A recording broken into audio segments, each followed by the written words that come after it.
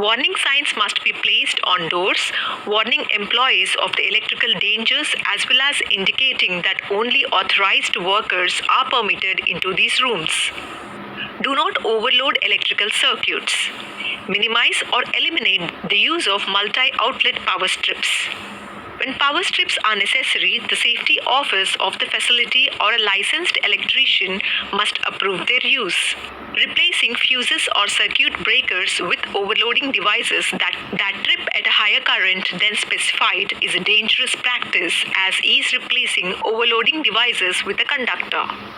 Disconnect equipment attached to high voltage or high amperage power sources from the source, or provide a lockout device on the breaker box to prevent circuit activation before maintenance is performed.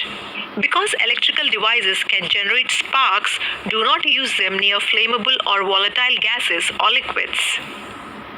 Never place flammable liquids in a household refrigerator. The spark generated by the door-activated light switch can ignite fumes trapped in the unit, causing an explosion and fire. Specialized refrigerators must be used when storing chemicals that have explosion potential. Protective measures for man and machine. Electrical insulation. Insulate the conductors, example, insulation on extension cords. Rubber and plastic is put on wires to prevent shock, fires, short circuits, and for strain relief. It is always necessary to check the insulation on equipment and cords before plugging them in.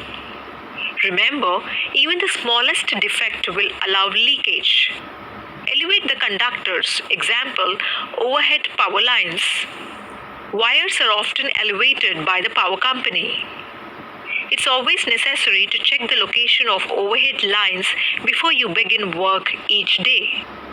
Remember, never allow yourself, your tools, or the materials you're working with to be within 10 feet of energized lines. Guard the conductors by enclosing them. Example, receptacle covers, boxes, and conduit. It's always necessary to check that electrical boxes and panels are covered and free from missing knockouts. Electric equipment operating at 50 volts or more must be guarded. Grounding. Grounding gives the stray current somewhere to go and keeps you from becoming part of the circuit. All electrical laboratory equipment should be earthed or grounded, preferably through 3-pronged plugs. Do not reverse polarity. Grounding will not work if the electricity can flow through you more easily than the ground.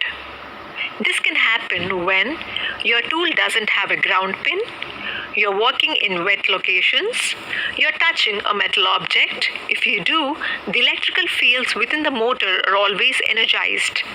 The prongs are different sized, so you can't turn the plug around. If there is moisture present, the case is likely to be hot.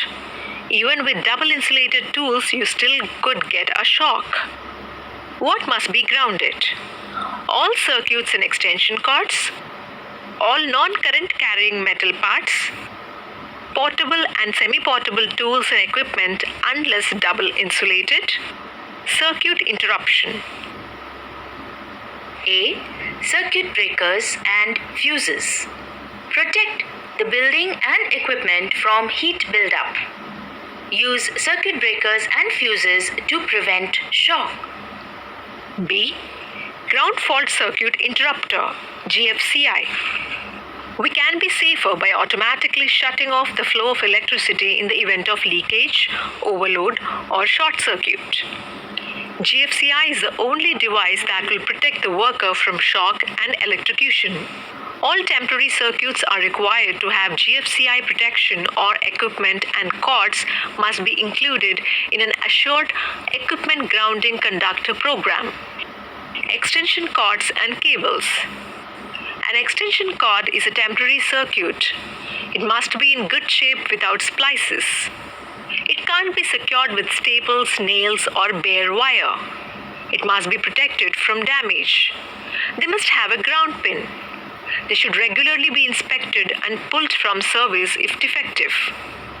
Cannot be repaired with electrical or duct tape. Must repair with heat shrink sleeve or bonding vulcanizing tape to retain original insulation properties. Safe work practices. The management must determine where exposed and concealed electrical circuits are located. Once found, warning signs or labels must be posted. Workers need to know the location, hazards, and protective measures. Must not permit work near electric circuits unless the worker is protected by de-energizing the circuit and grounding it, guarding it effectively by insulation, other means maintaining safe separation. De-energized circuits and equipments must be locked or tagged out. No metal ladders for or near electrical work. No wet hands when plugging or unplugging cords or equipment. No raising or lowering tools by the cord. Unless equipment is designed for it, cannot be used in damp and wet locations.